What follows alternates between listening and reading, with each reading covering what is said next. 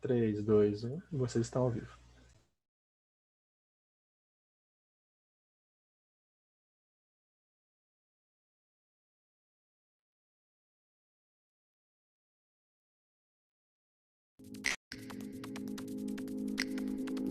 Somos a companhia que cria volume nos cílios e oportunidades nas vidas. Que combate estereótipos com uma mão e o câncer de mama com a outra. Somos a companhia que reconhece o poder dos lábios. Que não se cala contra a violência de gênero e levanta a voz por independência econômica. Somos a companhia que desenvolve produtos de beleza premiados para todos, apoiando milhões de empreendedoras em todo o mundo. Nós somos a Avon, a companhia que há mais de 130 anos acredita na beleza, na inovação, na liberdade e, acima de tudo, nas mulheres.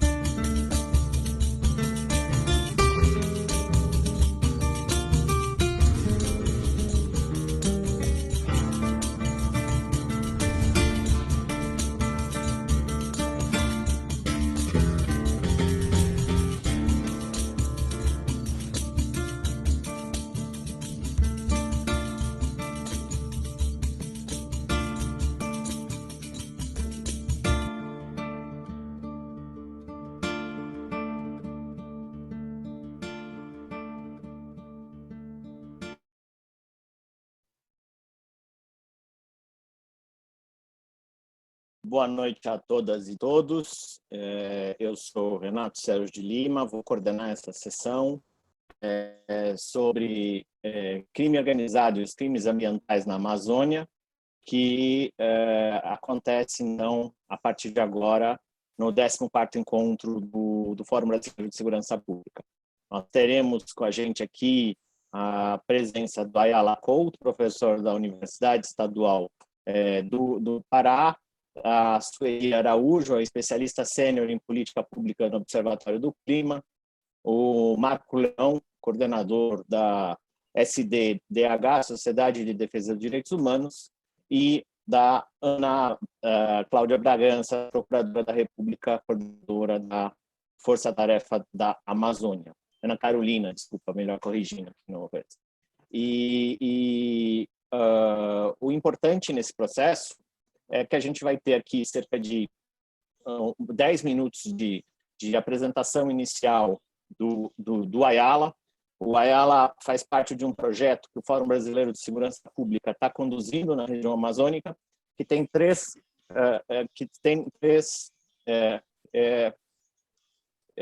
eu estou parecendo como se eu tivesse sem câmera, que estão me informando, mas a minha câmera está ativada. E na plataforma, no Zoom, aparece com câmera. Vocês, pelo menos os meus colegas de mesa, estão com um problema de rede, provavelmente. Vamos lá. Eu vou terminar e passo a fala e a gente vai tentar melhorar, e eu vou tentar melhorar a conexão. Hoje o dia foi com emoções com essas questões técnicas. De antemão, desculpas. Como eu dizia, o Fórum Brasileiro tem um projeto na região amazônica, onde o Ayala Couto é parceiro pela Universidade Estadual do Pará, e nós temos 3 grandes objetivos que a gente gostaria de compartilhar com vocês hoje, discutir e dialogar. Nós estamos produzindo mapas com a territorialização de alguns dos principais ilícitos e violências que acontecem, pensando na chave da segurança pública, né, tentando conectar a agenda ambiental com a da segurança pública, não como uma nova agenda da segurança pública, mas a segurança como parte constitutiva da discussão, como que as organizações policiais da região podem se agregar, como é que a gente tem que pensar um pouco na lógica, como a segurança pública pode ajudar num projeto de desenvolvimento sustentável, democrático na região. Isso também nos coloca alguns outros desafios, que é dialogar com todos os atores fundamentais, com os stakeholders da região, ou seja, nada pode ser produzido que não seja em diálogo com a região, com aqueles que atuam diretamente na região, e a ideia é qualificar o debate na relação entre meio ambiente, desenvolvimento e violência. A violência na chave da segurança, na chave das organizações policiais, na chave de pensar os crimes e de que modo as polícias estão ou não conectadas no mesmo diálogo com as demais organizações que atuam na região, e tanto as instituições de fiscalização quanto do sistema de justiça e das Forças Armadas. Acho que esse é o grande debate. Vou pedir então para o Ayala Couto começar fazendo uma apresentação e aí a gente vai organizando aqui. Bem, boa noite a todos e todas. Eu acho que está dando para ver aí o slide, está dando? Só confirme para mim, por favor. Sim, está dando para ver. Bem, quero agradecer o convite de estar aqui nessa mesa, quero saudar os meus colegas que estão hoje fazendo parte desse debate com a gente tão pertinente. Vou tentar ser fiel, né, ao tempo, né, e já dar boas-vindas a todas as pessoas que estão participando desse evento hoje. Eu tenho um problema seríssimo com o tempo, eu falo muito, mas vou tentar realmente ser fiel para que meus colegas possam também falar. Então, fui bem objetivo no meu slide aqui, coloquei aqui dinâmicas do crime organizado na região amazônica. O Renato já me apresentou, sou o professor Ayala, sou professor da Universidade Estadual do Pará e pesquisador também, né, da universidade, trabalho na pós-graduação em Geografia e também na graduação. E hoje estou com o fórum, né, nesse projeto que trata da região amazônica. Bem, antes de começar a falar em si, eu acho pertinente a gente trabalhar com alguns apontamentos iniciais que são interessantes para a gente compreender como essa dinâmica mais recente ou contemporânea da questão que envolve as redes do narcotráfico na região amazônica e essa dinâmica de mercado no Brasil, no mundo, elas criam uma estrutura de reorganização do espaço a partir dessas conexões que envolvem grupos do crime organizado em conexões locais e conexões globais. Esse é o primeiro elemento importante. Por que eu digo isso? Porque a questão que envolve o comércio de cocaína, sobretudo, porque a gente está falando, nesse caso aí, da região amazônica, que é a principal passagem da cocaína para os mercados do Brasil e em direção à África e Europa, por exemplo, a gente fala que, automaticamente, o crime organizado, a partir do narcotráfico, ele necessita criar escalas de atuação em redes que constroem cadeias, né, de organização para compreender a lógica e a estratégia de produção, de circulação e de consumo.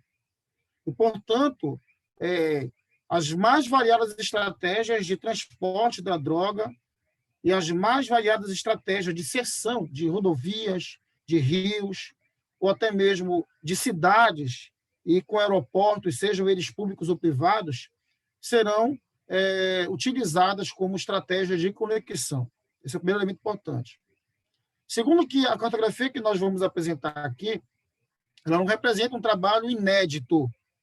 Pelo menos a gente tem uma cartografia atualizada. Há muito tempo atrás, no final dos anos 90, o Grupo RET, da professora Osório Machado, já havia apresentado um trabalho sobre essas redes.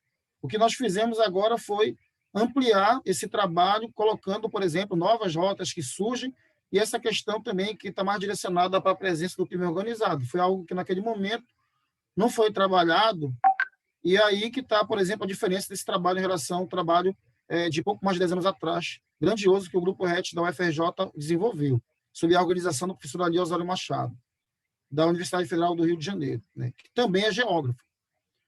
Além disso tudo, outro apontamento importante é essa conectividade que vem crescendo cada vez mais na região, que envolve a presença do PCC, né, do Comando Vermelho, bem como o surgimento de outras organizações criminosas, a exemplo da Família do Norte, no estado do Amazonas, e, mais recentemente, também o Comando Classe A na região de Altamira, aqui no estado do Pará. Depois eu vou falar um pouco do Pará, a importância dele quando a gente for analisar o mapa. E um outro apontamento, não menos importante, é esse papel que a Bacia Amazônica ela desenvolve enquanto um grande corredor, né, que alimenta ou nutre com a cocaína o mercado brasileiro. Destacando aqui que o Brasil ele ocupa hoje, segundo o escritório das Nações Unidas sobre o Crime Global, no relatório da ONU, apresenta o Brasil quanto o segundo principal mercado consumidor do consumo de cocaína, ficando atrás dos Estados Unidos, o que significa dizer que houve um crescimento do consumo de cocaína no Brasil, logo houve uma expansão do mercado, então, automaticamente, isso acaba promovendo uma reorganização desses mercados a partir do contato com esses grupos do crime organizado no Brasil, né? E é óbvio também, né, que essa dinâmica, e aí seria o último ponto inicial aqui, pelo menos nesse momento, que seria, por exemplo, a possibilidade que esse crescimento do mercado de cocaína no Brasil, e também nos últimos anos a questão também do skunk, que seria a ideia da tal da super maconha, que é de origem colombiana, e que abastece o mercado brasileiro, acabaram estimulando, de certa forma, esse crescimento da influência de facções do Sudeste em relação, por exemplo, à região amazônica, bem como também o surgimento de outras facções. Por exemplo, aqui em Belém, na região metropolitana, todas as pequenas facções que existiam aqui, a maioria hoje elas se intitulam enquanto Comando Vermelho, né? Enfim. Agora vamos... Essa primeira imagem aqui, a gente resolveu trabalhar de forma diferenciada, porque a gente queria mostrar essa dinâmica, primeiro separada, né? Os rios. A gente vai observar essa imagem. Primeiro que existe um elemento importante para entender o Amazonas. O Amazonas é o grande corredor, na verdade, a grande porta de entrada da cocaína de origem andina em território brasileiro, considerando aqui essa dimensão da bacia hidrográfica amazônica, que envolve aqui o rio Amazonas, né? E aqui o rio Solimões hoje, que é um dos principais corredores de exportação.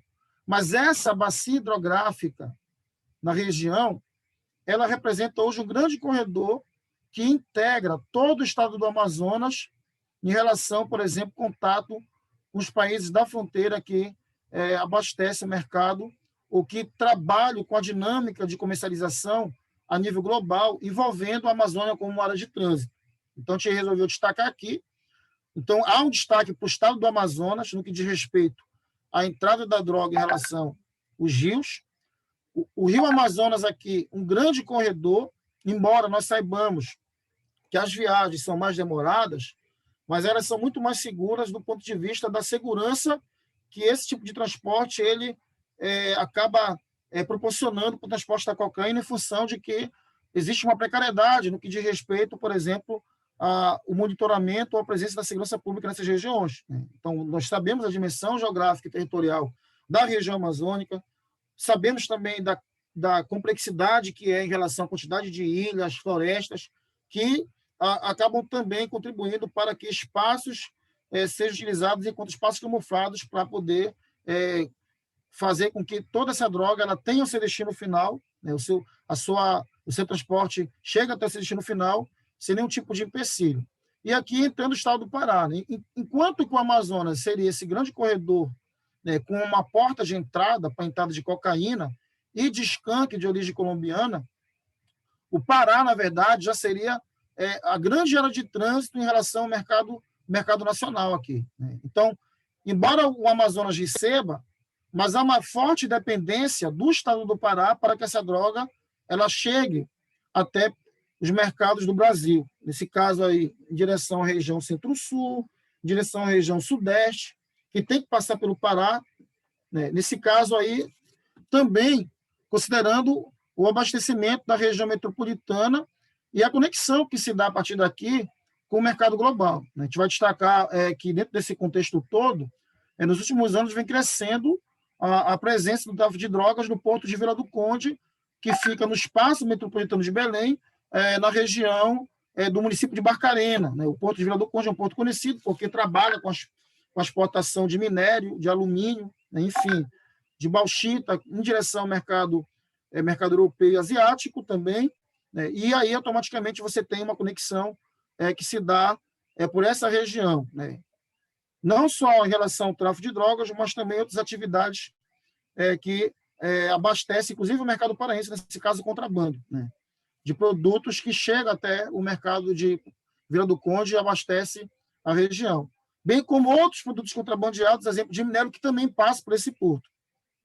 E aqui, claro, que além do Rio Amazonas, o Rio Tapajós, né, e o Rio Xingu, destacando aqui essa região aqui, a região do Xingu, onde está o município de Altamira, que é uma região de conexão, né, e, portanto, nesse caso, a rede hidrográfica ela tem um papel fundamental nesse contexto de conexão. Depois, nós também trabalhamos com a ideia da questão das redes rodoviárias, né? O grande destaque aqui é que, quando chega nas redes rodoviárias, vocês percebem que praticamente o estado do Amazonas ele desaparece, né? E aí aumenta ainda mais a importância do estado do Pará, né? Primeiro, com a questão que envolve a Transamazônica hoje. Quem já viajou para a Transamazônica sabe da dificuldade que é viajar para a Transamazônica. Você tem quilômetros e mais quilômetros de estrada no meio da floresta, que passa por determinadas ocupações, que você não encontra postos muito presentes da área de segurança pública. As estradas onde tiveram são intrafegáveis, mas que conecta aí várias cidades do sul do Pará, exemplo de Marabá, em direção, por exemplo, também à região sudeste, né? Inclusive sudeste e região nordeste. Tanto direção ao Maranhão como direção a Palmas, para pegar aqui a região centro-oeste e a região sudeste. E, ao mesmo tempo, dessa região aqui também, da região do Xingu, a Cuiabá-Santarém, né, que foi no passado construída com aquela proposta da integração do corredor da soja, que também hoje é utilizada como corredor do tráfico de drogas, nesse caso, cocaína. E também, mais precisamente, as rodovias estaduais, né, que fazem a dinâmica do comércio interno dentro do estado do Pará e que abastece a região metropolitana ou até mesmo outras regiões, né? Então, as rodovias, né, têm essa conexão que envolve aqui a região centro-oeste, o Mato Grosso com esse destaque, né? E aí ganha importância o Pará nesse contexto todo, aparecendo enquanto esse grande corredor ou área de trânsito praticamente obrigatória da passagem tanto da cocaína quanto da passagem da skunk de origem colombiana. Quando nós nos referimos, por exemplo, à ideia da maconha, é importante destacar que, no caso da produção de maconha, a gente tem um deslocamento nos últimos anos do plantio, que antes era muito presente na região Nordeste, ou então que vinha do Paraguai, e há um deslocamento para cá, para a região do Nordeste paraense, né? O Pará hoje é um produtor de maconha, né? Os municípios por exemplo, como Igarapé-Miri, como Concórdia, como Bujaru, como Tailândia, hoje formam o chamado Polígono da Maconha no estado do Pará. É um estudo que a gente também está desenvolvendo com uma produção cartográfica que a gente, inclusive, já concluiu. E, nesse caso, a skunk de origem colombiana, ela visa abastecer aqui o mercado brasileiro, né? Bem, e aí a questão das redes aeroviárias, né? Quando a gente fala de redes aeroviárias, é bom destacar, por exemplo, não só apenas esses aeroportos, a exemplo de Belém e Manaus, que tem a conexão internacional, né? Que já foi detectado que o aeroporto de Belém hoje virou uma rota internacional para cocaína em direção à Europa, mas, em relação à entrada, nós temos aí vários, né, aeroportos privados que estão presentes em territórios na Amazônia, que fazem parte a fazendas e tal, né? E que recebe continuamente aqueles aviões particulares, que também já foi identificado que muitos desses aí que entram em território brasileiro, eles fazem essa conexão com a cocaína de origem boliviana ou peruana, né? Bem, e aí seria essa rede mais complexa. Quando a gente pega, por exemplo, essa rede mais complexa aqui, a gente começa a entender o quanto que a região amazônica está totalmente influenciada sobre essas redes, né? E seria impossível a gente não considerar, por exemplo, o papel que a região, nesse caso aqui, o Amazonas e o Pará, eles acabam desempenhando para esse comércio. No caso do Mato Grosso, reparem que é mais uma conexão a nível de mercado nacional, mas quando chega, por exemplo, Pará, a gente tem essa outra relação que envolve a Guiana, o Suriname, enfim, toda essa relação mais articulada, essa complexidade que as redes de narcotráfico na região amazônica acabam desempenhando. Bem, para não concluir, eu não gosto de concluir nada, tá? Porque é um projeto que a gente tem outras etapas para avançar, essa primeira, apenas uma das etapas. Acho que é interessante hoje nós começarmos a tentar comprovar a hipótese da relação entre o crime organizado relacionado ao tráfico de drogas com outras atividades criminosas. Por exemplo, nos últimos anos vem crescendo na Amazônia o contrabando de madeira e o contrabando de minério em direção à Europa, que inclusive utilizam também o porto de Vila do Conde, em Barcarena, como um nó de conexão, né? E a gente está acompanhando isso, várias operações da Polícia Federal vêm sendo realizadas com o intuito de coibir essas atividades criminosas, né? Grupos do crime organizado vêm disputando a hegemonia pelo controle dessas principais rotas, por isso que é tão presente hoje, né, a influência do Comando Vermelho, mas também a chegada do PCC, mas, ao mesmo tempo, uma oposição que esses grupos sofrem em relação à família do Norte, que está no estado do Amazonas, né? E aí a região ela enfrenta outros problemas também, para além do tráfico de drogas, do contrabando de minérios e de madeira, que são crimes que têm uma relação com a questão ambiental. Também a região enfrenta a questão que envolve tráfico de pessoas. Destaquei aqui duas regiões, o Suriname e as Guianas, nesse caso, para as regiões de garimpo. E o estado do Pará, nos últimos anos, vem exercendo essa função central para a dinâmica do comércio, tanto em nível nacional quanto em nível internacional, em relação à cocaína. E aí, é uma observação importante a destacar. Enquanto a cocaína de origem colombiana, que ela entra em uma quantidade menor, no Brasil, ela tem como destino o mercado europeu, já a cocaína que é comercializada no Brasil, a origem ela é boliviana ou peruana. Já o skunk, conhecido como supermacônia, que é consumido no Brasil, a origem ela é colombiana. Não identificamos ainda skunk de origem peruana ou boliviana. E, por fim, nos últimos anos, como destaquei, o Pará tornou-se produtor de maconha para atender os mercados brasileiros, né? Bem, eu destaquei aqui, rapidamente, que só o mapa para entender o tráfico de pessoas aqui que a gente também analisou, destacando que o Pará, o Amazonas, o Maranhão e o Pará são os três estados que mais enfrentam esses problemas em relação ao tráfico de pessoas, mas há uma relação muito forte entre essa questão que envolve a exploração sexual, o tráfico de pessoas, a questão da mineração e a questão que envolve a lavagem do dinheiro e o tráfico de drogas, que são inquietações que a gente está desenvolvendo, só para entender aqui, e eu resolvi colocar esse mapa para fechar. Bem, era isso. Muito obrigado. Espero ter sido fiel nos meus 10 minutos. Era isso. Obrigado. Obrigado, Ayala. Você foi um pouquinho mais, mas assim, foi até para o seu padrão, para o meu padrão, você foi econômico. Tem gente que fala bastante. Obrigado. E eu acho que os dados que a gente traz aqui, acho que eu meio que coloco uma pergunta e uma reflexão para a gente testar com os nossos colegas de mesa, que é, muitas vezes as polícias estaduais dizem que não tem nada a ver com o meio ambiente, porque com desmatamento, com terra indígena, porque são temas da agenda federal. E o que a gente acabou de ver é que não, tem muita coisa a ver.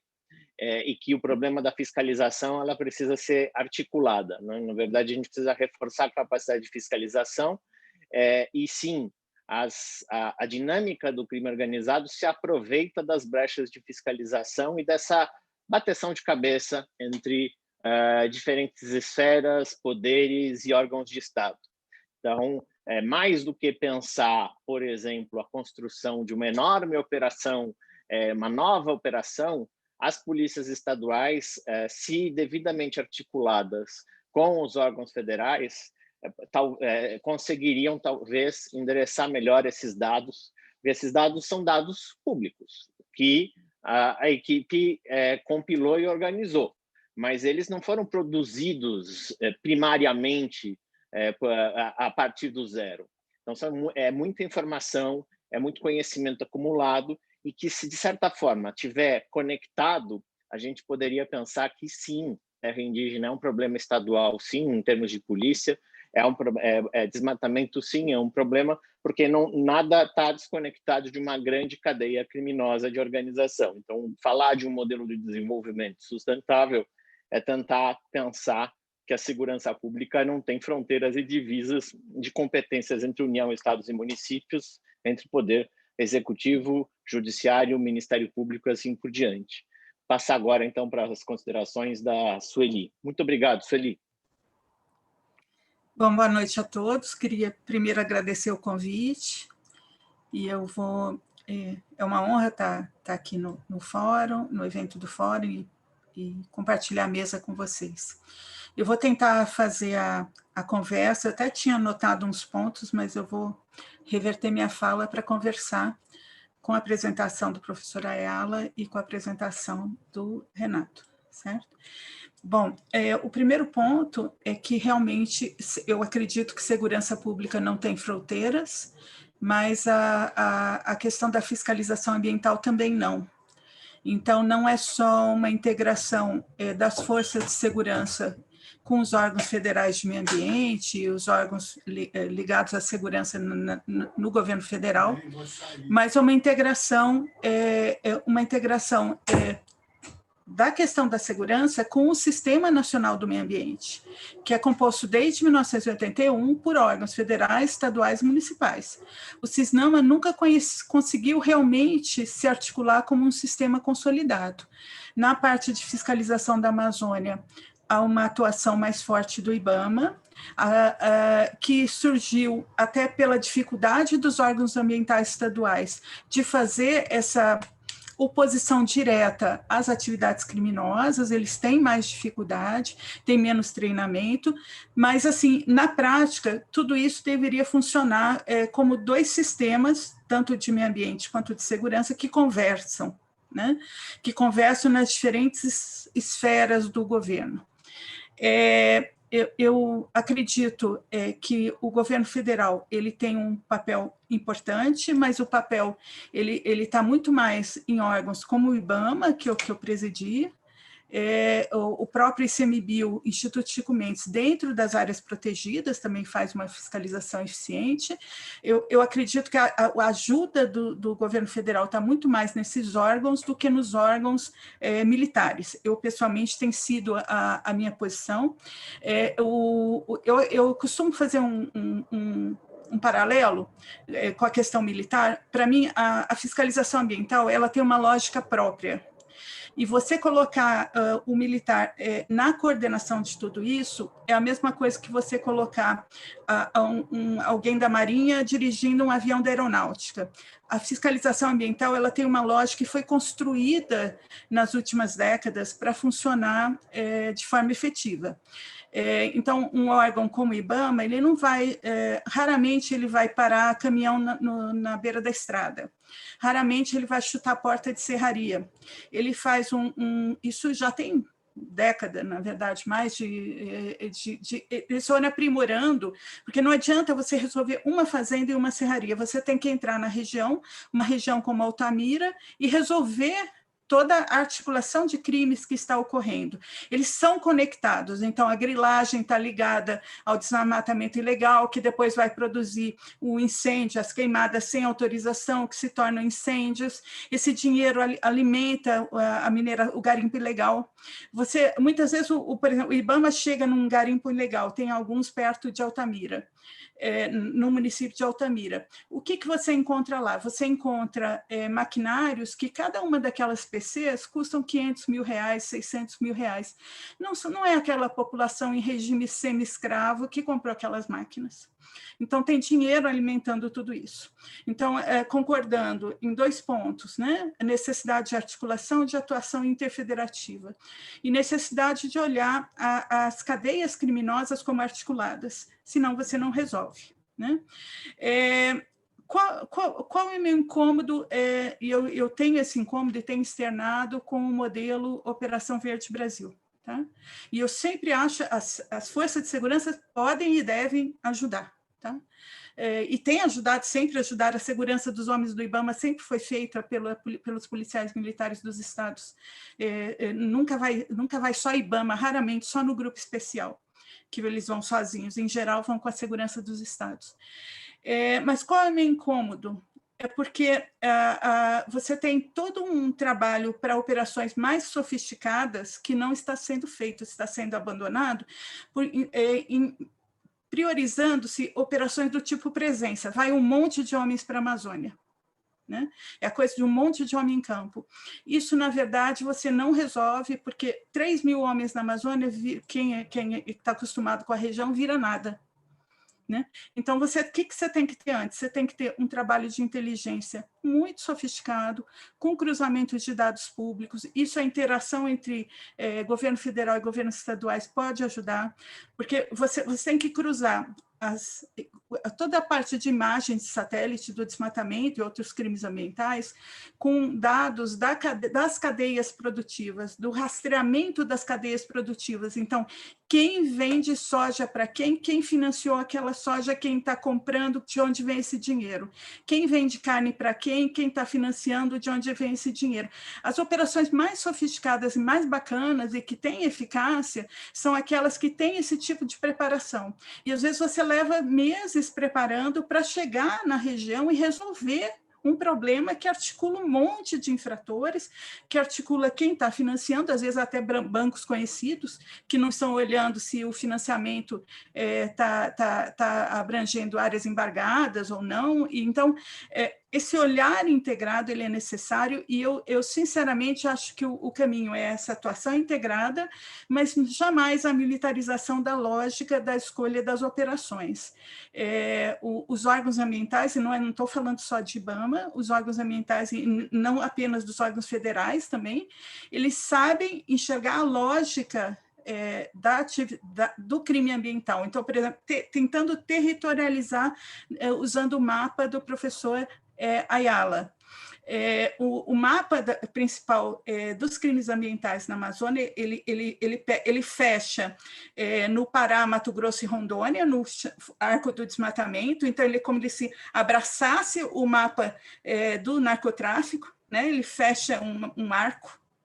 Mas você está tendo já problemas sérios e com alto índice de violência, por exemplo, no sul do Amazonas, que é meio uma terra de ninguém. Né? Porque você tem dificuldade de chegar de Manaus e você está subindo com a degradação ambiental a partir do Acre e de Porto Velho e de Rondônia. Né? Então, tem áreas novas e são áreas realmente com um índice de violência grande, com uma maior dificuldade de atuar por parte dos órgãos ambientais. Tem áreas novas, por exemplo, a maior operação de apreensão de madeira que o IBAMA já fez na vida, era uma esplanada com toras numa terra indígena, foi em Roraima, perto de Rorainópolis. 900 caminhões de madeira no meio de uma terra indígena já cortado, com as toras já cortadas. Então, em princípio, eu concordo com as falas anteriores, a necessidade de conectar, porque as infrações estão conectadas e eu tenho a impressão que esse dinheiro todo das atividades legais está misturado. Eu, pessoalmente, só não acho que o modelo da Verde Brasil é a solução, eu acho caro e pouco eficaz. 40 dias de Verde Brasil paga 1 ano da fiscalização do IBAMA no país inteiro. Então, assim, eu acho que a forma de articular é por meio de rastreamento de cadeia produtiva, muita inteligência, uso da experiência técnica dos órgãos ambientais em relação de análise de imagens de satélites e outros dados ambientais. Isso é específico dos órgãos ambientais. Fiscal ambiental cheira madeira e sabe se é madeira protegida ou não. Né? É uma experiência maluca de campo que não se constrói de um dia para o outro e não é simplesmente mandando os homens do exército que isso vai resolver. E de forma nenhuma eu estou desconsiderando o papel das Forças Armadas e jamais dos órgãos de segurança estaduais, porque sempre foram importantes e vão continuar a ser em todo o apoio das atividades dos órgãos ambientais. Eu acho que era assim, basicamente isso. Eu não tenho dados sobre conexão com o narcotráfico. O que eu tenho de lembrança das maiores operações é da conexão entre grilagem, desmatamento, incêndios, mineração ilegal. Isso a gente tem dados. O IBAMA tem operações maiores com dados concretos de que o dinheiro ilícito, do ilícito, ele é todo misturado. Ele é todo misturado. Então, assim, então, você tem que tratar, então, numa perspectiva de fiscalização integral, né? Que envolve, sim, os órgãos de segurança. Acho que era isso que eu queria destacar. Obrigado, Sueli. Sem dúvida nenhuma, acho que a sua visão enriquece muito esse olhar dos mapas, e inclusive que a gente dá a perspectiva da segurança. Eu tendo muito, particularmente, a concordar com a sua visão de que o ponto de partida é o Sistema Nacional de Meio Ambiente. Né? Segurança é um componente, ela não pode ser o fator principal, porque senão alguma coisa está muito errado no país, não é nem só na região. A gente depois aproveita para uma rodada de debates, mas agora eu queria convidar o Marco para a sua intervenção inicial. Boa noite. Tudo bem? Olá. Só vocês estão ouvindo aqui, parece que está um pouco estável aqui para mim. Sim, tá ouvindo bem, a gente te ouve bem. Alô, oi, boa noite, Tom. A gente está te ouvindo, você consegue nos ouvir? Amanda, fala você um pouco. Consegue agora, Marco? Eu estou vendo todo mundo bem, não sei se estão me ouvindo. Tá tudo bem aí? Marco, nós estamos ouvindo sim. Beleza, tá. Então vamos lá. Boa noite, meu nome é Marco Apolo, faço parte da Sociedade de Defesa de Direitos Humanos, sou advogado, trabalho já há alguns anos em situações de conflitos agrários e ambientais aqui no estado do Pará. Eu queria passar algumas impressões aí, talvez no complemento a fala da Sueli e do Ayala. Aqui é um cumprimento, né, que é parceiro nosso dessas jornadas aí contra a violência aqui no Pará. Então, uma coisa que eu acho curioso, talvez seja curiosidade, mas é algo que assusta talvez, é o fato de a gente estar vivendo na Amazônia uma onda sem limites de crimes ambientais e a gente vê pouca gente punida ou pouca gente sendo responsabilizada, poucas empresas sendo responsabilizadas por todo esse processo. Inclusive, o próprio governo federal tem operado de forma impune aqui na Amazônia, né, e causado talvez a maior tragédia ambiental da história da Amazônia. Eu coloco esse primeiro dado porque, de fato, como a Sueli falou, todos esses crimes estão interrelacionados, os conflitos estão ligados, né? A gente tem o aumento de desmatamento, e cada situação de desmatamento aqui no Pará, terra indígena, quilombola, reserva, deveria significar um inquérito, deveria significar um processo, punição, multas, etc. Né? Pessoas responsabilizadas, portanto, ressarcimento, indenizações para o erário, para a coletividade. A gente tem os nossos rios sendo destruídos, também igarapés. Eu passei agora alguns dias numa luta, assessorando a luta do Xingu Vivo para Sempre e das comunidades ribeirinhas e indígenas contra a seca do rio Xingu, né, da Volta Grande do Xingu, crimes ambientais que deveriam estar sendo proibidos pelo Estado. Né? A gente também vive um aumento de conflitos a partir da posse do Bolsonaro, né? Segundo a CPT, foi 23% o aumento do conflito, somente ano passado, conflito agroambientais, e a água, que é um outro conflito importante aqui na Amazônia também, que já aumentou 77% em um ano.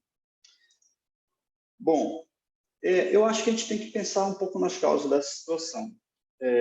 Uma dessas causas, eu diria, que é a questão dos órgãos de justiça e segurança pública não estarem conseguindo fazer esse enfrentamento, ou coibir essa destruição toda. E aí a gente precisa pensar algumas causas. Também sou advogado do Sindicato de Servidor Público e queria falar para vocês que, alguns anos atrás, eu fiz uma representação em Santarém, pelo SINCEP, Sindicato de Servidor Público, denunciando o sucateamento de banco em Santarém. E pesquisando para a nossa conversa hoje, eu percebi que 47% quadro de servidores, que existe um déficit de 47%, faz muito tempo que não tem concurso público, e eu não consigo pensar nenhuma alternativa de enfrentamento a essa realidade se não for por meio do fortalecimento do Estado, ter funcionários públicos estáveis, efetivos, trabalhando, motivados para enfrentar essa realidade toda. Seja no IBAMA, seja no CMBio, na Polícia Federal, na SEMAS, que é outro órgão aqui que está assim, repleto de temporários, né, também no concurso público. Por outro lado, a gente também percebe que é algo que a gente tem que pensar como reverter, que é a situação de que não existe policiamento específico com relação ao crime ambiental. Acho que isso ali pode explicar melhor isso, né? Mas o desmatamento e o comércio de toras de madeiras aqui na Amazônia é absurdo. A gente percebe a serraria com parte cheia de madeira, os caminhões transitando livremente, as balsas transitando livremente pelo rio, cheio de toras. E não existe um policiamento ostensivo que vá lá e faça aquela prisão, e isso gere, por exemplo, uma prisão em flagrante dos autores desses crimes. O fato é que a gente tem pouca presença do Estado, né? E essa falta de presença do Estado também é um dos motivos dos vários conflitos que existem na Amazônia. E aí eu queria chamar a atenção para uma outra situação. Eu não sei bem como funciona o controle dos ministérios públicos, né? A procuradora Ana, né, talvez fale um pouco mais sobre isso. Mas eu sei, convivendo com muitos militantes de direitos humanos, muitos ativistas indígenas, ribeirinhos, quilombolas, que essas comunidades sempre fizeram denúncia diante dos crimes ambientais que acontecem. Então, eu diria, nesse debate, que não é um debate somente institucional. Nós temos que fortalecer essa parceria e abrir as portas e conseguir lugares de interlocução para a sociedade civil organizada. Até porque os indígenas, por exemplo, que são vítimas de uma série de conflitos e tentativas de homicídio e ameaças no Brasil, eles sempre fazem essas denúncias, né? A situação da denúncia dos garimpos ilegais no Tapajós, ou das queimadas agora no Nordeste do Pará, ou das mineradoras no Sul do Pará, são lideranças indígenas que fazem. A atuação de muitos madeireiros ilegais no Pará são quilombolas que fazem, né? Advogados de entidades, que hoje são, a gente sabe, difamados e criminalizados pelo governo federal como nunca se viu. Não estou falando que isso é uma coisa do Bolsonaro apenas. Essa situação de criminalização e omissão do governo federal vem há muitos anos e passa por muitos governos. Mas hoje a gente realmente tem uma situação de intensificação desses processos. Então, nós temos muitas lideranças de todos os tipos que são ameaçadas de morte, são criminalizados e difamados, né? Tem alguns casos famosos, como a Dorothy, de 2006, ou o Zé Cláudio Maria do Espírito Santo, de 2011, que foi assassinado. Mas nós temos uma lista imensa de processos e a impunidade também, ela tem um fator importante nesse processo, porque ela estimula que novos processos de violência aconteçam contra essa liderança, contra as comunidades, que sempre estão atentas e denunciando os diversos crimes ambientais, muitas vezes sem resposta de órgãos, né? E aí essa situação da impunidade, ela vai criando um círculo vicioso nessa situação. Então, assim, se nós tivermos garantias de que a sociedade civil, instituições, sindicatos, professores, pesquisadores possam fazer as denúncias sem o risco de retaliação, isso seria uma coisa muito interessante, ou pelo menos minimizar o risco de retaliação. Mas o fato é que isso não existe, até porque os programas de proteção estão cada vez mais sucateados no Brasil. Mas nós precisamos insistir nisso. Eu acho que a sociedade civil é um ator, é uma atriz importante nesse processo de combate aos crimes ambientais, de pressionar, inclusive, o Estado, Ministério Público, Polícia, IBAMA, etc., a fazer seu trabalho. Pegando também, agora esse exemplo que eu dei das comunidades ribeirinhas e indígenas lá da Volta Grande do Xingu, lá em Altamira, interessante, a principal pauta não era caminhonete, combustível, nada disso. A principal pauta daquele movimento é deixem o rio seguir seu curso, aumente a vazão do rio, porque a MESA, Norte de Energia, diminuiu a vazão do rio a tal ponto que está impedindo a piracema, está impedindo a reprodução dos peixes e as pessoas estão passando fome, não estão conseguindo se locomover. Então, essa é a típica situação de crise ambiental que a sociedade civil consegue, e felizmente parece que vai ter uma mudança na postura do IBAMA que vai aumentar a vazão, embora isso não seja nem de perto o ideal. Por outro lado, eu creio que a gente tem que trabalhar, e aí eu queria já começar a falar um pouco, caminhar para a conclusão da nossa conversa. A gente precisa pensar algumas ideias mais globais e algumas ideias mais locais. Eu penso que essa integração não pode só entre órgãos de segurança pública. Tem que ver como a sociedade civil participa de forma mais efetiva disso. Talvez criar canais, criar espaços mais permanentes, seguros de comunicação. Segundo, eu acho que realmente tem que trabalhar para uma presença maior do Estado, de órgãos importantes aqui na Amazônia. Eu quero colocar um exemplo que eu passei também recentemente. A gente começou a fazer uma assessoria para os povos tembés que enfrentaram talvez o maior incêndio da história ali passando para Gominas, né? Então foi um incêndio que durou vários dias. E nós denunciamos e não conseguimos retorno de absolutamente ninguém, né? E aí existe uma dificuldade porque nós temos produção um posto do Ministério Público Federal em Paragominas, né? E praticamente ninguém do IBAMA na região.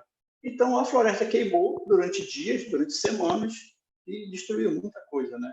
E nós pedimos instalação de inquérito e tudo mais, mas pense se não existisse uma associação de mulheres indígenas para fazer isso, se não existisse entidade, advogados e pessoas que se arriscaram e enfrentaram os madeireiros, porque eu acredito que são os verdadeiros autores desse crime ambiental lá na região, que tem interesse em expulsar os índios e destruir a única área preservada, que é a reserva do Alto Rio Guamá, que é dos Tibete.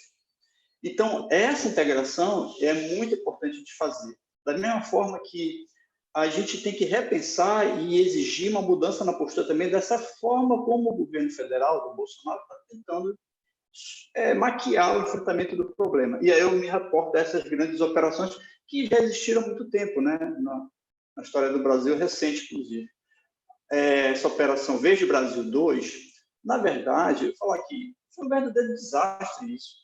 Porque na região de lá do Tapajós, da história dos garimpos, o que aconteceu? Foram lá, fizeram algumas pequenas operações, não arranharam nem de perto todo o poderio dos garimpeiros e madeireiros que estão acabando com aquela região, e instauraram lá uma verdadeira disputa e ameaças entre a comunidade e as pessoas que vivem ali.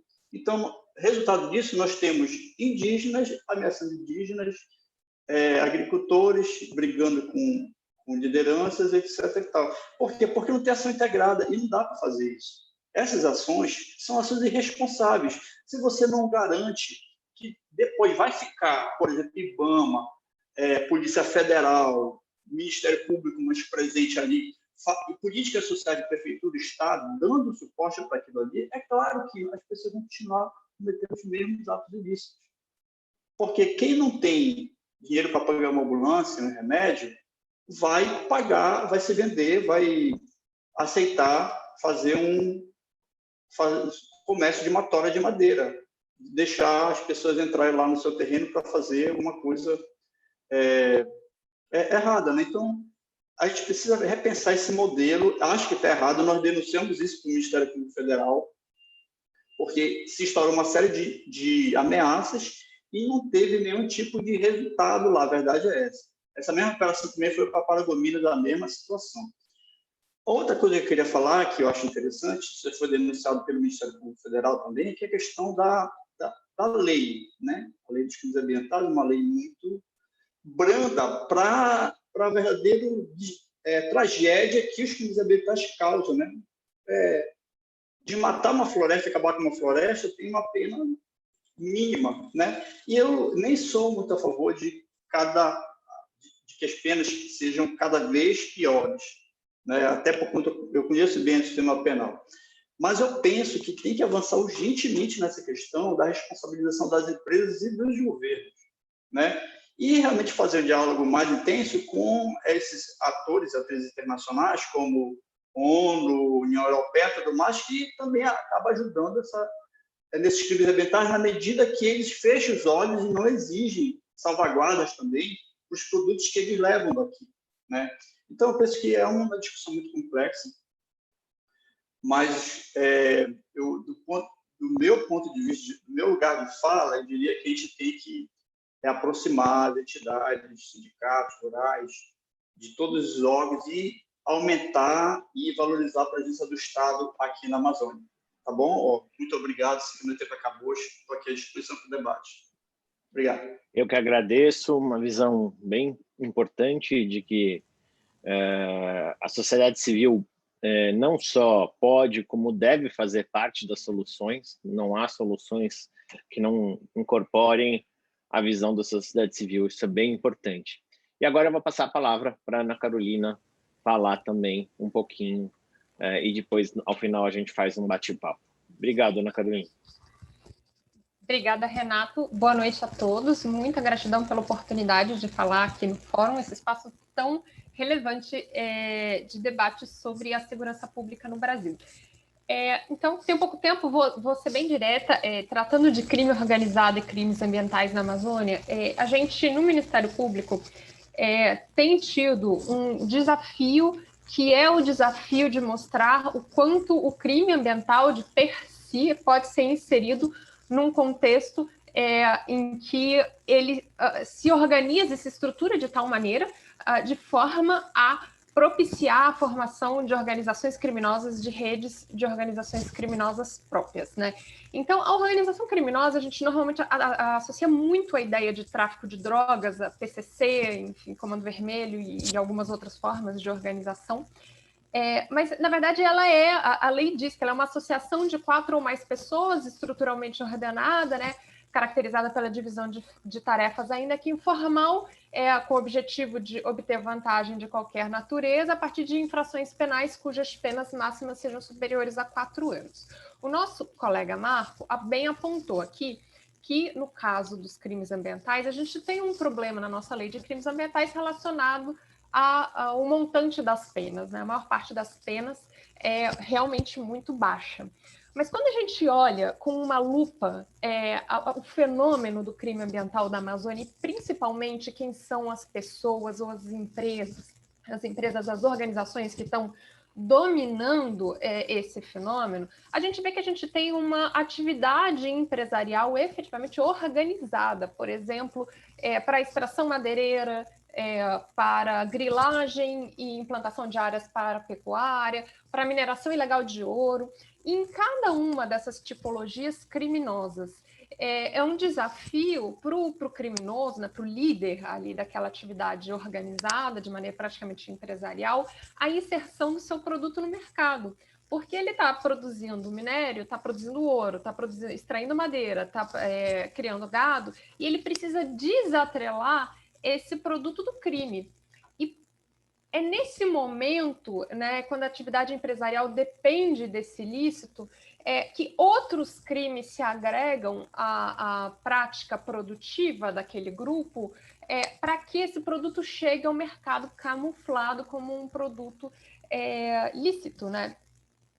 Então, tanto no caso do desmatamento corte seletivo, como no caso do desmatamento a corte raso para práticas pecuárias, como no caso da mineração ilegal de ouro, a gente tem a estruturação dos grupos criminosos praticando uma série de outros delitos que, associados aos crimes ambientais, vão tornar caracterizada efetivamente uma organização criminosa. Então, a gente vai ter prática de delitos de falsidade ideológica, a gente vai ter prática de delitos de lavagem de dinheiro, a gente vai ter prática de delitos de corrupção em diversos órgãos fundiários, órgãos ambientais, eventualmente órgãos policiais, pode acontecer também.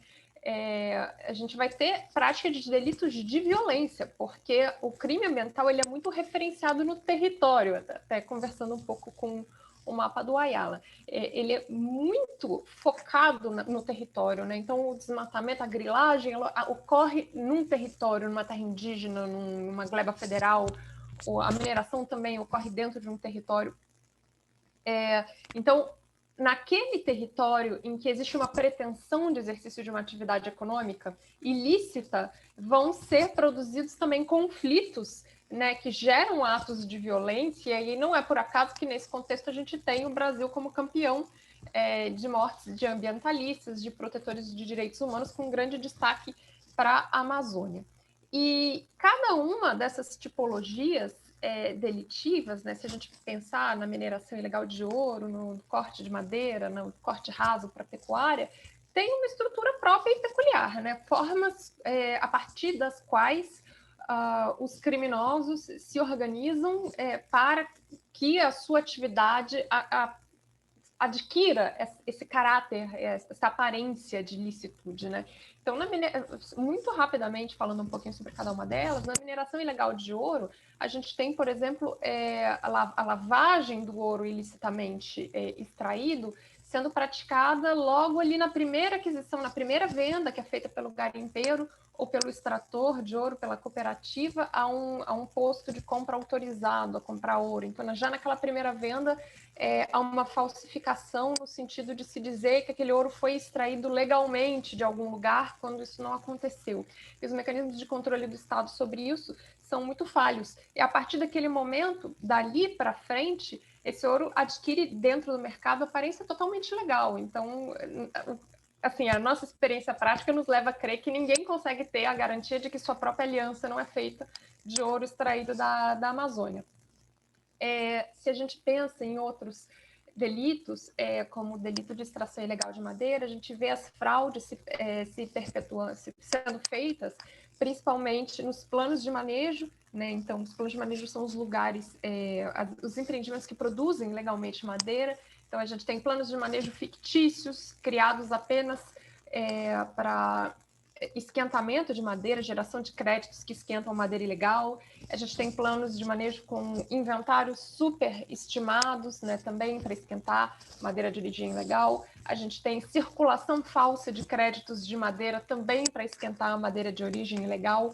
A gente tem madeireiras sendo registradas em nome de laranjas para ocultar quem é o verdadeiro líder criminoso. Então tem região que todas as madeireiras daquela região são da mesma pessoa, mas cada madeireira tem ali o seu laranja, e aí é administrada por um sujeito, e se você vai quebrando as camadas da organização criminosa, você vai chegando naquela pessoa que está oculta por trás disso tudo. E da mesma forma, a grilagem e o desmatamento a corte raso, né, principalmente para a pecuária, ele opera desse modo, né? Então o espaço público, né, das glebas públicas é ocupado, às vezes de maneira violenta também, com as disputas por territórios com as comunidades tradicionais, comunidades indígenas, né? Essa posse, né, ilicitamente obtida é ocultada por intermédio de documentações como o próprio CAR, registrado em nome de laranjas, registros no CIGEP, que é o nosso sistema de gestão fundiária, também em nome de laranjas, né? E isso vai, loteamentos clandestinos de área, fraudes nos processos de regularização fundiária, então indicação de uma antiguidade de posse que não é correspondente à realidade, e às vezes tem uma corrupção ou uma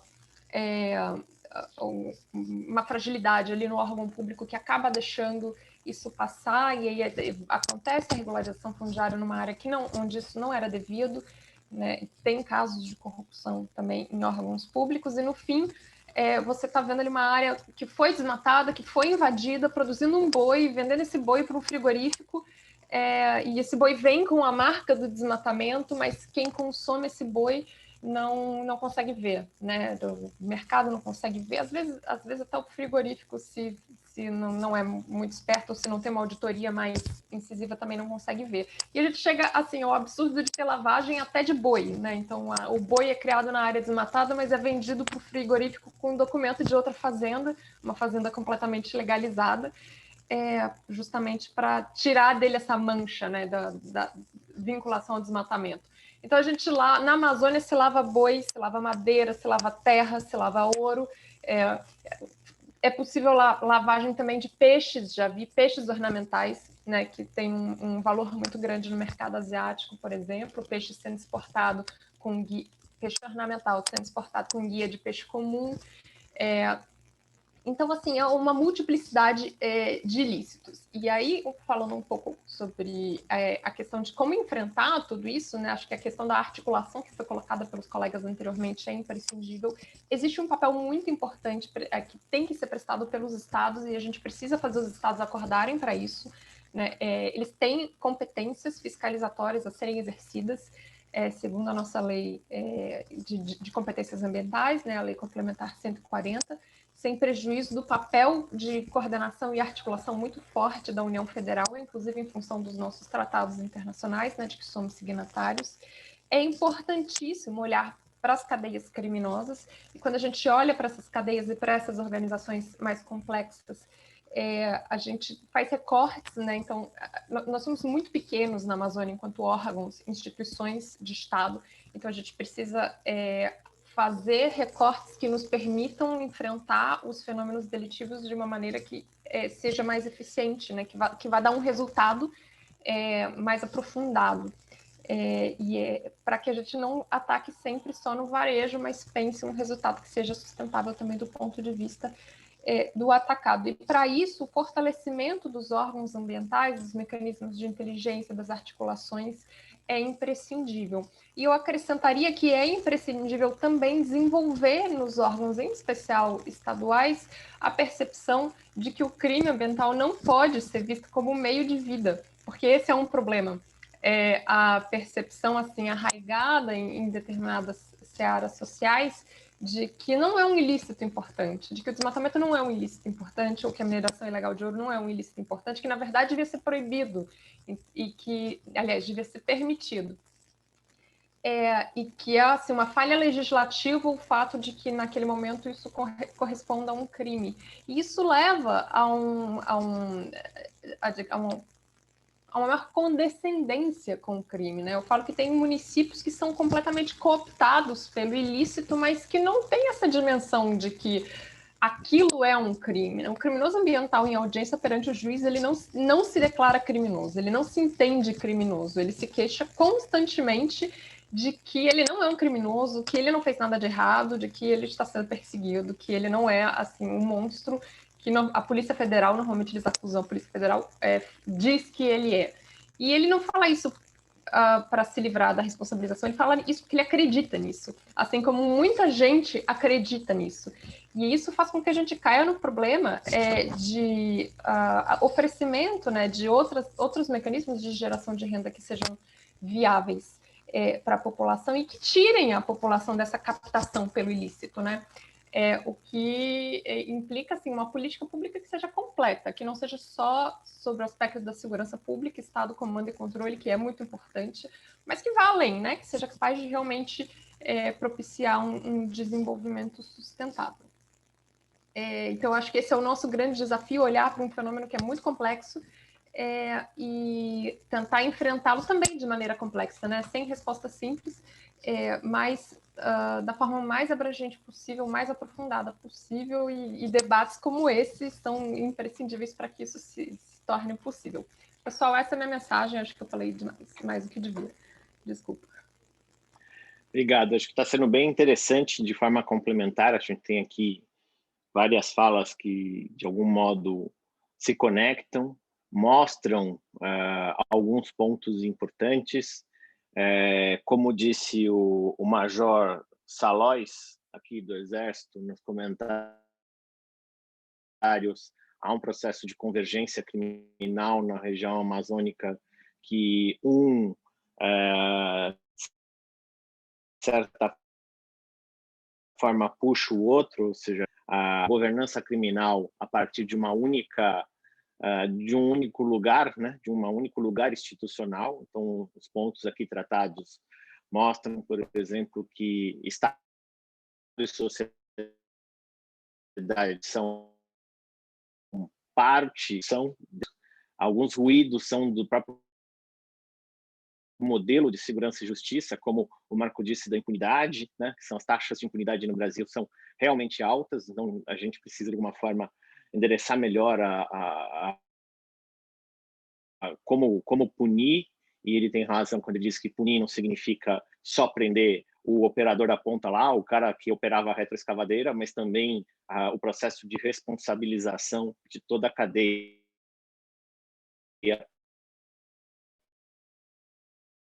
produtiva. Acho que isso é bem. E aí vou a nova rotação. Respondam talvez o dele, que é a ideia de cortou você um pouquinho, Ana Carolina, você voltou? Voltou agora? Eu tô aqui. Tá bom, né? Que tinha cortado aqui para gente, você tinha congelado a sua imagem. Mas eu queria fazer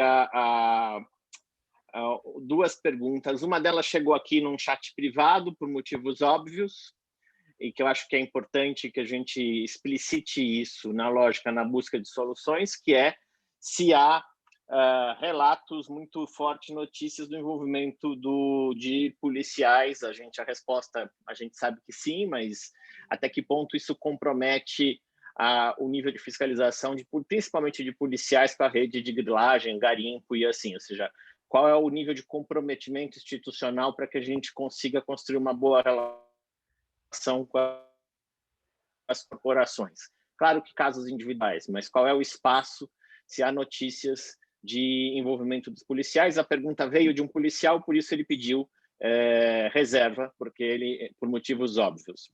E a outra pergunta que eu queria colocar logo de cara aqui a gente não vai conseguir pensar esse modelo integrado sem que a gente converse com os militares, né? Sem que a gente converse com os militares, toda a doutrina que o Exército, a Marinha e a Aeronáutica tem há muitos anos em região amazônica, concordemos ou não, a Amazônia é um tema central na visão, na doutrina das Forças Armadas. A pergunta aqui não é se eu particularmente concordo com a Sueli, que diz que não é fazendo mega operação. Mas então, qual é o papel do militar, na opinião de vocês, para que a gente construa uma boa relação sociedade, poder executivo, poder judiciário, Ministério Público e Forças Armadas, né? Na opinião de vocês, como é que a gente pode dialogar com as Forças Armadas para pensar soluções para além da Verde Brasil? Eu acho que essa é uma pergunta importante. E uma última pergunta que está aqui para a gente, que é que, com a chegada dessas novas redes, principalmente das novas rotas, e isso talvez mais para o Ayala, com as novas rotas de crime organizado e o fortalecimento das novas rotas a partir da dinâmica do negócio do tráfico de drogas, se essas rotas estão se aproveitando das rotas do crime ambiental, né? Se tem uma convergência entre as duas coisas. Acho que basicamente são essas três perguntas. Eu vou rapidamente, então, fazer o mesmo trajeto. Ayala, se a gente puder, então, a gente tem 20 minutos de mesa, se você puder fazer essa intervenção. Bem, vou tentar ser objetivo nas perguntas, né? Eu vou tentar emendar duas são nível de comprometimento das instituições a partir da presença ou do envolvimento de militares com determinadas atividades ilícitas. Eu lembro que numa live que eu participei com o pessoal do Rio de Janeiro, da Rede Fluminense, e eu fiz até uma observação dizendo que havia uma necessidade de eu refazer uma fala e reescrever um trabalho para falar das milícias do estado do Pará. Porque, de certa forma, as primeiras milícias que surgem no Pará, elas não surgem na região urbana, na região metropolitana de Belém, por exemplo. Elas surgem no interior, na região de Marabá, no sudeste do Pará, ligadas, por exemplo, aos latifundiários, né? Bem como também a gente já observou a presença de agentes de segurança pública prestando serviços para grupos ligados à mineração. Então, a gente tem que compreender que, de certa forma, não uma visão generalizada, mas que há uma relação institucional que envolve alguns agentes que acabam criando esse tipo de relação que alimenta essa atividade. Né? Por exemplo, nós temos hoje aqui em Belém grupos milicianos ligados à questão do transporte alternativo. Né? Enfim, fizeram até protesto, inclusive, ontem aqui na cidade, e por aí vai. Né? Agora, qual seria o papel do militar nesse contexto todo? Eu acho que a grande questão, pensar num sistema de segurança pública integrado, é impossível a gente não pensar todas essas organizações que fazem parte da agenda da segurança pública, dialogando com as Forças Armadas e com as polícias estaduais, enfim.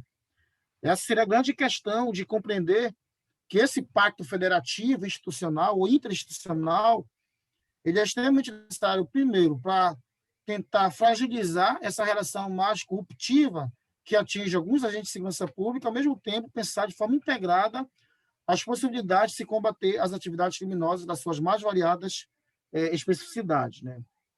Sobre as novas rotas. Bem, nós identificamos que algumas dessas rotas elas coincidem com as rotas do contrabando de madeira, que é um produto cartográfico que nós estamos finalizando, né? Bem como também o contrabando de minérios. Então, a resposta ela é sim. Né? Agora, existe uma outra observação que eu vou falar. Né? Seria impossível nós acreditarmos, por exemplo, nos últimos 10 anos, né?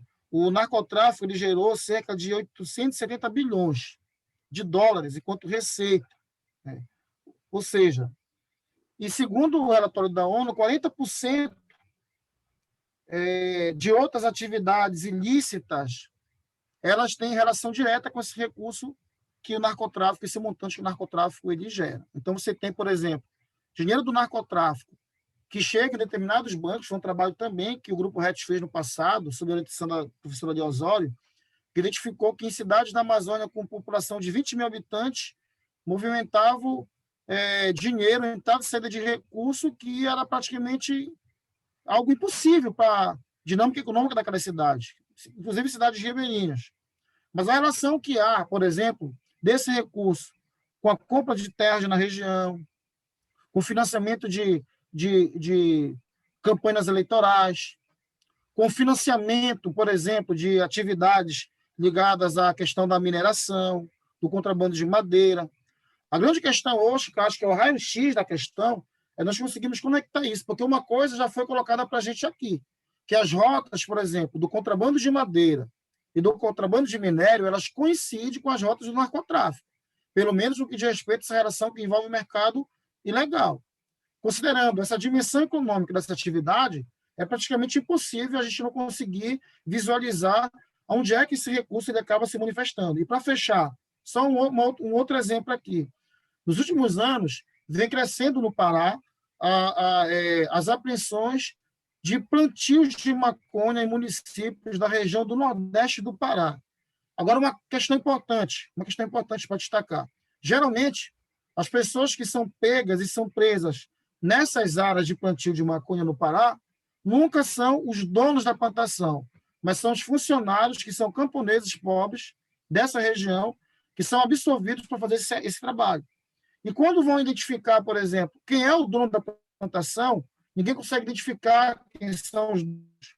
Como também até hoje não conseguiram identificar quem são as pessoas que se encarregam de fazer toda a relação com o tráfico de minério e com o tráfico de madeira. Mas uma coisa identificaram, que essas terras que são compradas ou que são arrendadas para o plantio de maconha, a origem desses compradores ou das pessoas que arrendam, elas são pessoas que têm como origem a região sudeste, mais precisamente o estado de São Paulo.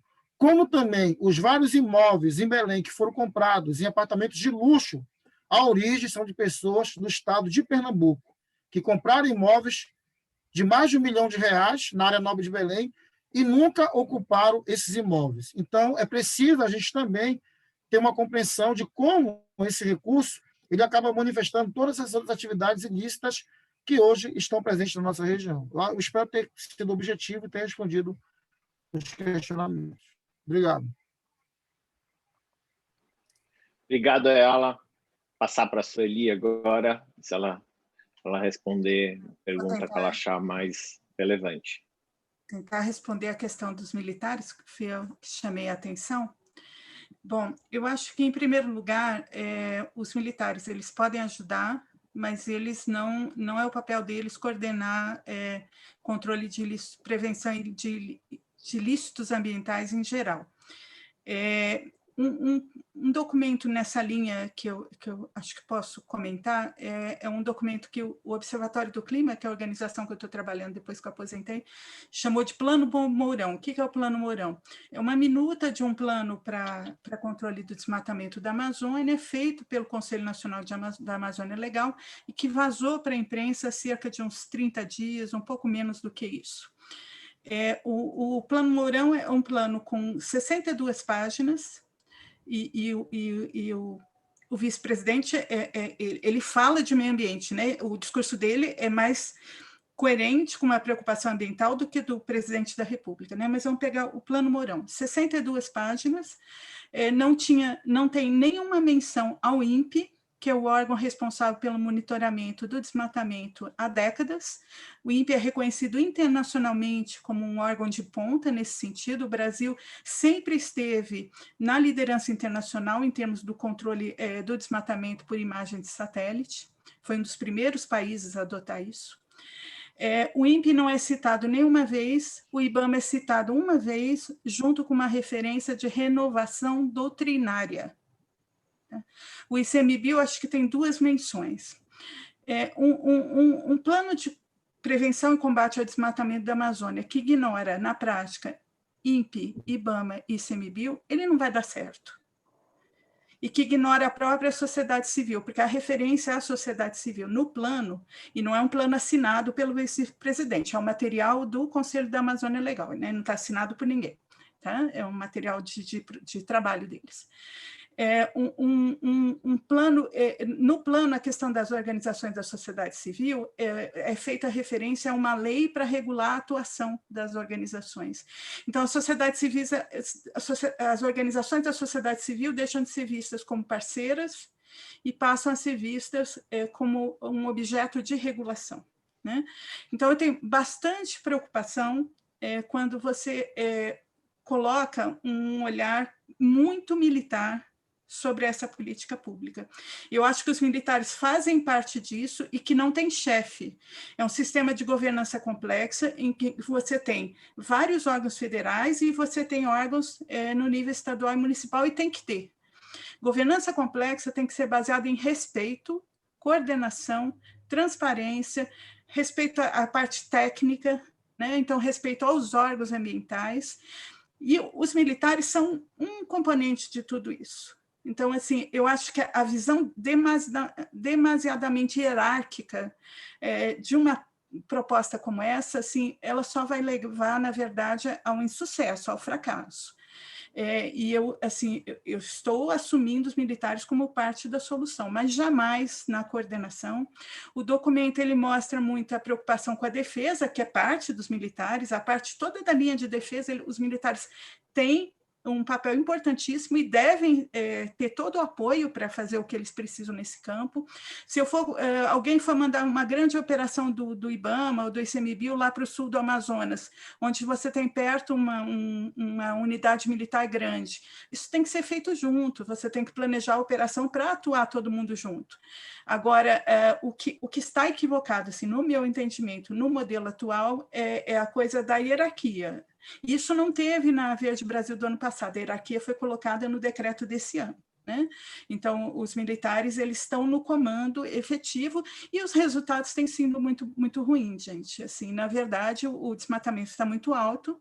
O desmatamento que saiu no último período PRODES, acabou de ser divulgado essa semana, ele voltou ao nível de 12 anos atrás, né? Então, o 11.088 km² do PRODES equivale, havia 12 anos que você não tinha esse total, significa que esse modelo ele não está dando certo.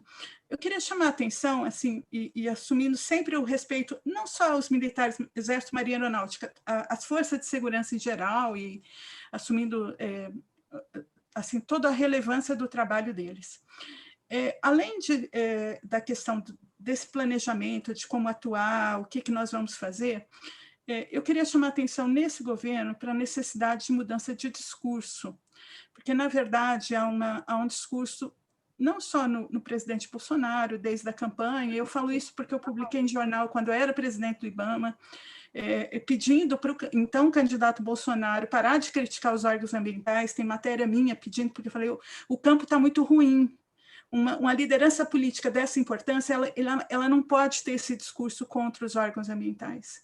E isso está em outras autoridades. O que esse discurso faz? Deslegitima a fiscalização ambiental, e quando os órgãos ambientais vão para campo, o que eles encontram? Encontram gente ateando fogo nas caminhonetes do IBAMA, encontram uma população com muita fazendo manifestação contra os fiscais que chegaram na cidade.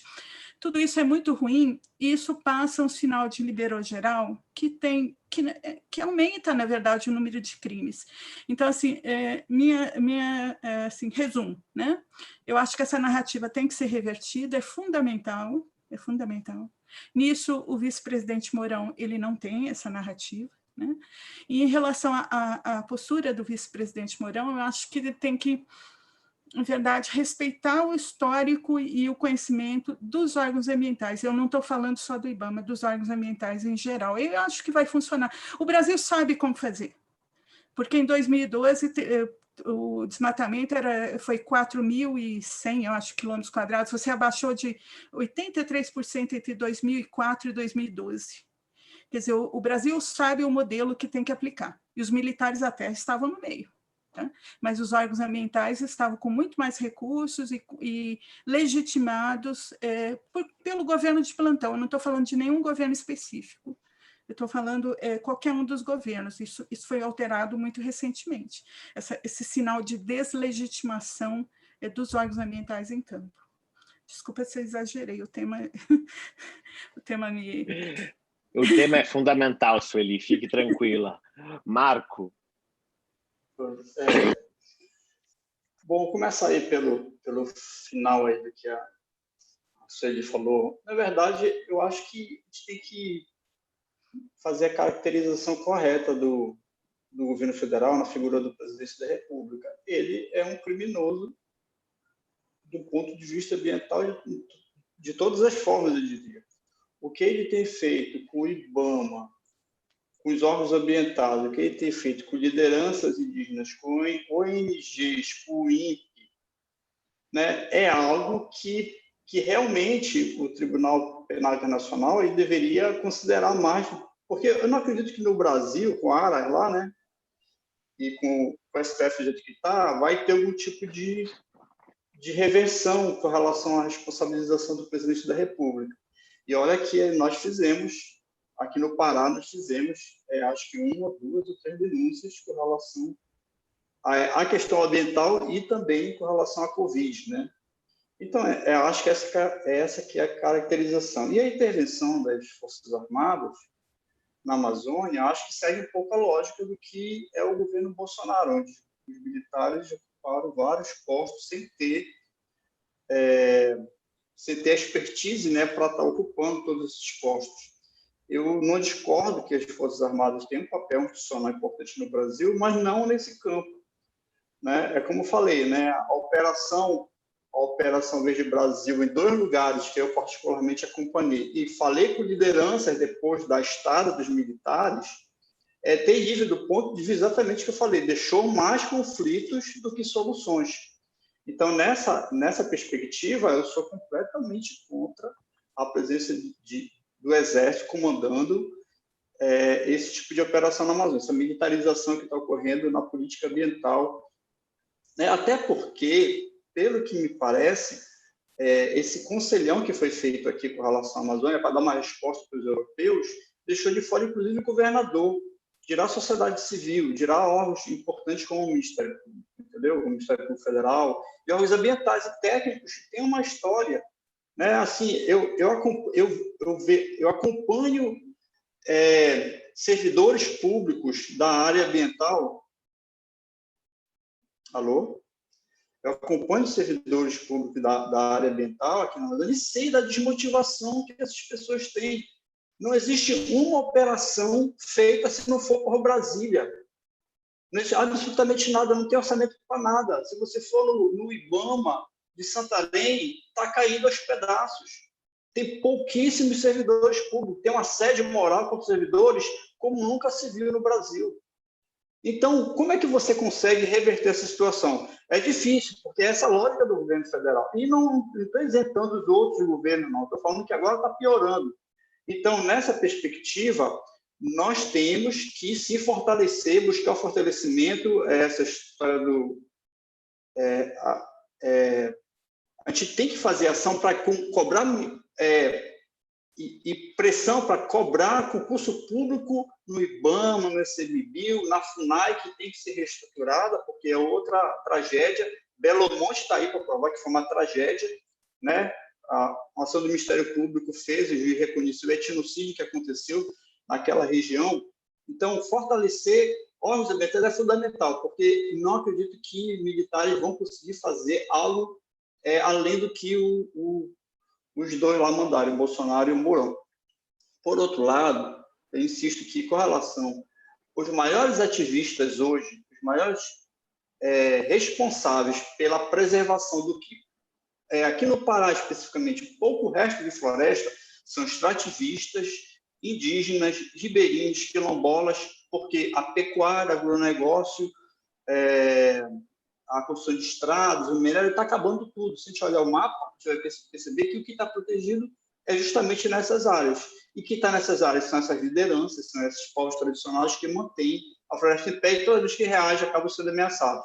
Por isso que ela insiste tanto nisso. Acredito no fortalecimento do Estado, nos órgãos ambientais. A gente tem que cobrar de forma mais insistente isso e também tem que fazer essa parceria e defender ativistas e ambientalistas, povos tradicionais que lutam pela preservação da Amazônia. Tá bom? Boa noite. Não sei se a gente vai ter uma próxima rodada, mas eu queria agradecer aqui o convite. Espero que a gente possa seguir no diálogo, tá bom? Abraço. Obrigado. Passar, então, para Ana Carolina.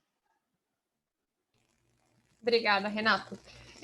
Vou retomar um pouco a questão da PM, até pela pergunta feita pelo colega policial. Eu acho que PM, assim, como em toda profissão, sempre tem pontualmente eventuais casos de corrupção e tal, mas o que me preocupa mais em termos estruturais é a trabalhar junto com as forças policiais locais a percepção da dimensão do ilícito, porque dentro de um contexto de escassez completa, o ilícito ambiental, às vezes, ele é muito deixado de lado. Então, se você está num município como Apuí, como Lábrea, no Amazonas, você tem um efetivo pequeno da polícia militar, e esse efetivo tem que lidar com uma série de outros crimes, inclusive de natureza violenta, então os homicídios, enfim, tudo aquilo que a gente, os roubos e tudo aquilo que a gente já sabe, uma queimada ou uma sequência de queimadas, que seja porque são os municípios mais desmatados e queimados do Amazonas, pode parecer pouco, né?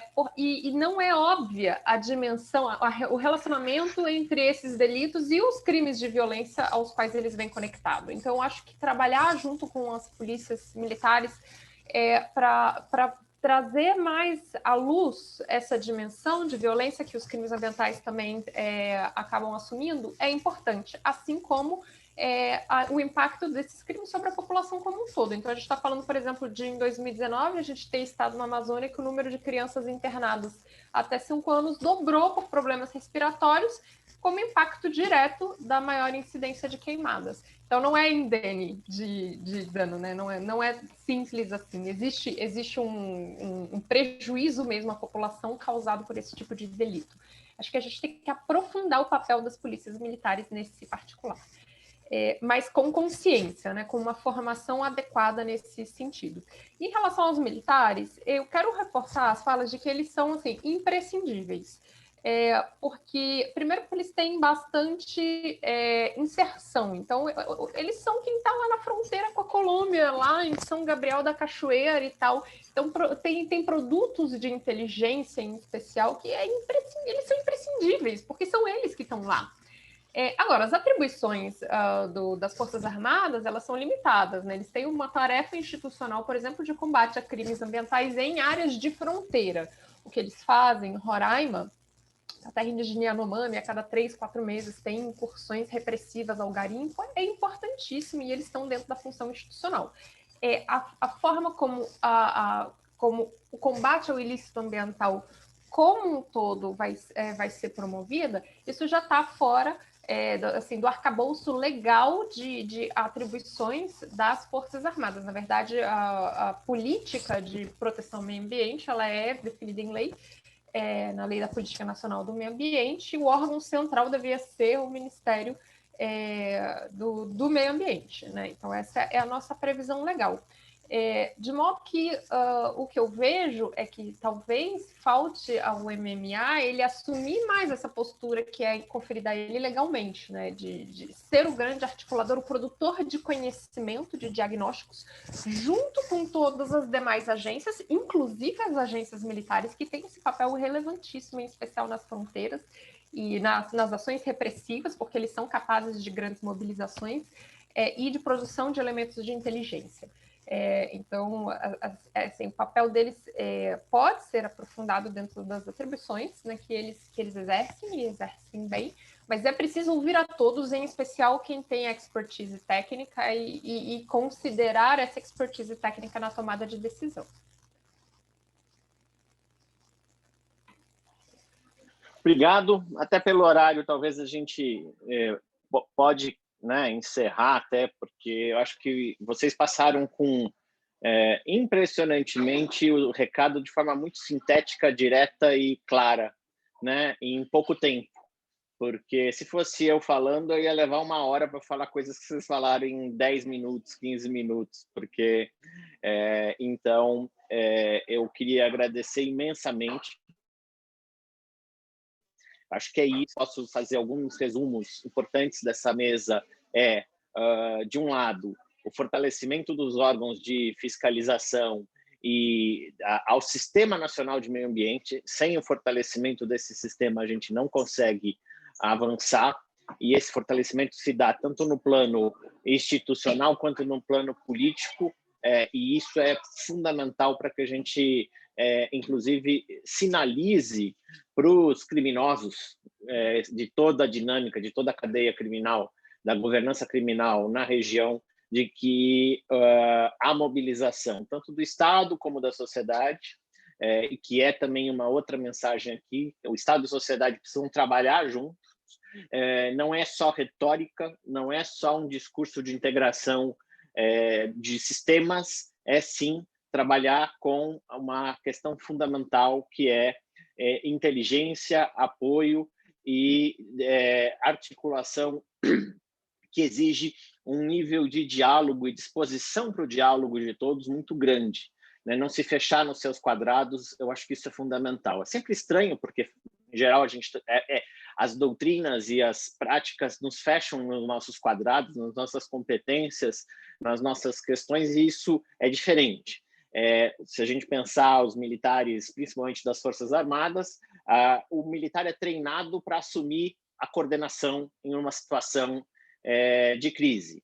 O problema é que o meio ambiente não pode ser visto como crise, tem que ser visto como condição do desenvolvimento. Então, o papel dos militares, sem dúvida, é uma opinião pessoal minha, é um pouco nessa direção. Os militares já deram apoio ao comando e controle ao Sistema Nacional, que foi possível até reduzir a taxas de desmatamento. Nós precisamos sair de uma situação de crise, de emergência, para uma situação de garantia de um modelo de desenvolvimento sustentável, democrático, justo, que garanta direitos mínimos para a população ribeirinha, quilombola, povos indígenas e assim por diante. Então, a gente não pode simplesmente abrir mão de dialogar com os militares, e chamo a atenção aqui, claro, aí por vício de olhar, o destaque dado às polícias. As polícias elas precisam entender que essa é parte da sua missão fundamental, e não somente tentar prender o microtraficante que vai estar passando com o barco ali, porque o megatraficante vai estar aqui em São Paulo lavando o dinheiro. Então, a gente vai ter que entender que a ação da polícia local pode se articular numa perspectiva muito mais eficiente e efetiva e a gente sair da dinâmica da eficácia, ou seja, eu faço aquilo que eu preciso fazer, todos fazem muito, acho que é importante reconhecer que há muito trabalho sendo feito, só que se a gente não conversar, não dialogar, não interagir, não sair dos nossos quadrados, o crime organizado acaba dando tom. E, principalmente, os discursos de destruição, discursos de ódio, discursos de completamente insensíveis às condições de vida e dignidade dos povos da Amazônia, vão acabar dando destaque e a gente vai pensar que é o bem contra o mal. Não, o modelo de desenvolvimento, ele precisa e ele pressupõe essa união de esforços, mas, como eu disse, não só retórico, efetivamente a construção de um diálogo interinstitucional que inclua a sociedade. Gente, muitíssimo obrigado. O Fórum Brasileiro de Segurança Pública fica à disposição de vocês. A pesquisa com a Ayala vai continuar, a gente vai trazer novos resultados. A gente gostaria de manter o diálogo com o Ministério Público Federal, com a sociedade civil, com todos vocês, porque é somente assim que a gente vai conseguir, talvez, gerar um conhecimento que a gente possa dar uma contribuição. A gente está aprendendo muito com vocês na região e o nosso papel é simplesmente gerar alguns insumos informacionais. Mas a gente precisa conhecer muito antes e quem conhece muito são vocês. Boa noite, muito obrigado. E só para uma informação, nós tivemos até uma meia hora atrás 250 heróicos participantes que ficaram até essa hora presenciando, prestigiando todos vocês aqui, tá bom? Muito obrigado, a gente pode encerrar agora. Obrigado, sentem-se abraçados. Tchau. Satisfação imensa. Boa noite. Boa noite. Boa noite.